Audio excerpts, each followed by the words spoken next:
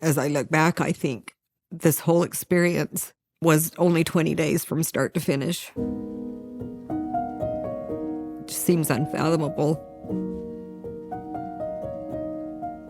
The thing that drew me to my husband, Matt, the most was his laugh. It was one of those love at first sights. We talked about getting married on our first date. Matt and I were able to work together as a team for a title company owned by Mike Hendry, who is Sandi's husband. Mike and Sandi Hendry had an incredible part to play in our lives. They were dear friends. We were travel companions, golf companions.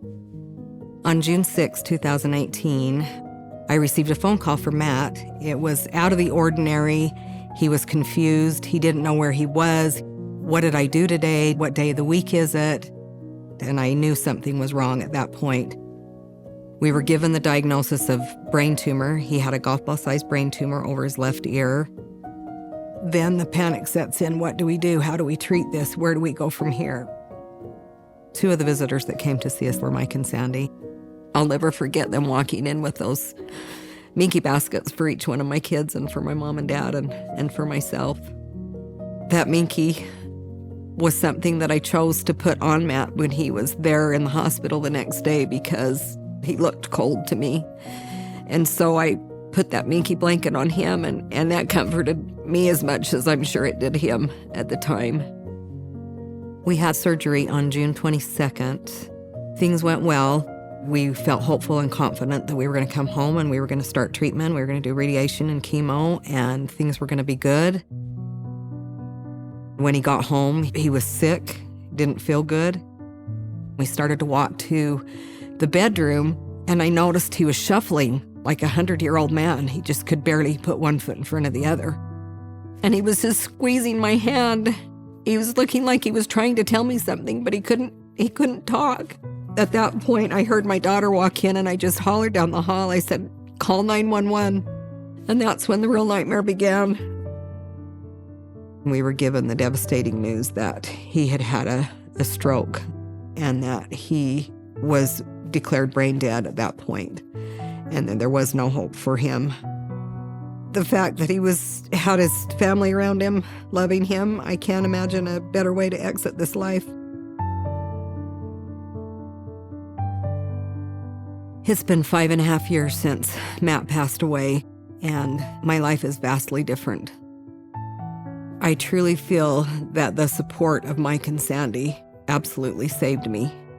They took incredible care of me, gave me the time that I needed to heal, offered me a better position. My dad told me later that Mike put his arm around him and said, "I want you to know I'll take care of your daughter.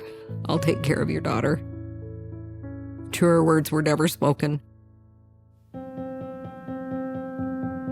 Since I've been a part of Minky Couture and been enveloped by the Minky Couture family, I have observed the Heart of Minky.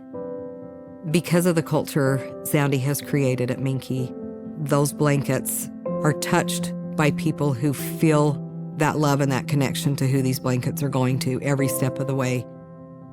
That love, I think, is felt by those who receive them. This is the blanket that I received from Mike and Sandi. And not only did it give that comfort for me to see Matt in the hospital, but now that I have it at home, I have something to wrap myself in that will always, forever remind me of my husband. As a family, we love those days when we can all be together, and I treasure the times that he's still brought up. I want to keep his memory alive with my grandkids. I want him to live on through them. I'm so grateful that I get to see through them and through their eyes his legacy. We had 37 beautiful years together and have created a beautiful family together. And I'm so thankful every day for the lessons that I've learned. It's a horrible way to have to learn these lessons, but I feel like I'm stronger and I'm more resilient now than I've ever been. And I live in gratitude every day.